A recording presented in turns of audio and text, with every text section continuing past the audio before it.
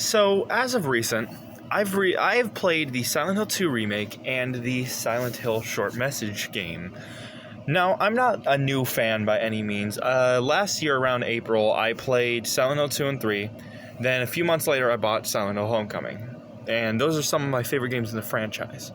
I really especially love how, for all its flaws, Homecoming is it almost feels like, though it makes no sense why the cult would be around after 3, it's trying to bridge the gap between the personal story type game of 2 with the cult type story of, say, something like 1, 3, or 4. And for that, I gotta give it its props. It's a fun game. I like the story. It's good. But this is a video about where I think the series should go towards next.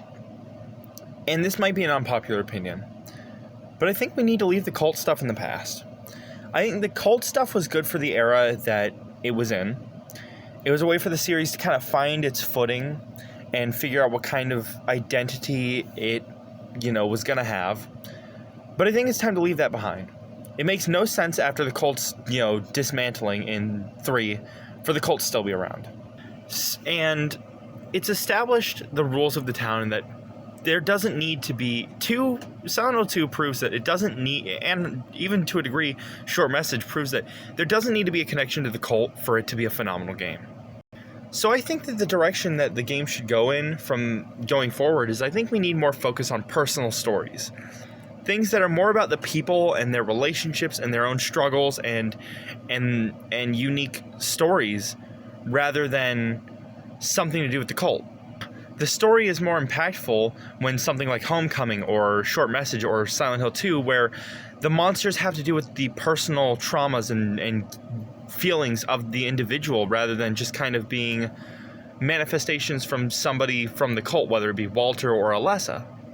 And I think that overall it leads to games with more symbolism and more deep themes and more interesting themes, because while I do love Silent Hill 4, I thought it was amazing, I think that I find myself more interested in the monsters of Silent Hill 2 because they tie to the protagonist, or Silent Hill 3 when they tie to the protagonist, rather than Silent Hill 4 where it's just somebody else's monsters. It's somebody else's world, Henry's just trapped in it.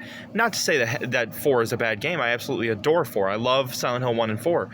But I think that going forward, we need more personal stories. We need monsters that pertain to the feelings of the individual. We need themes and levels and areas that tie into the person's personal psyche, because it feels more interesting to have, everything down to the environments and minor details be important to each part of the character's life. And that's what I would like to see more of going forward. But let me know what you think down below. If you agree, you disagree, but as always, if you liked it and want to stay up to date with daily horror content, consider subscribing, hitting the notification bell. If you dislike, share it with front of group chats to make fun of me and my stupid video. I'll see you in the next video, which will probably be Call of Duty Zombies or DBD or what have you.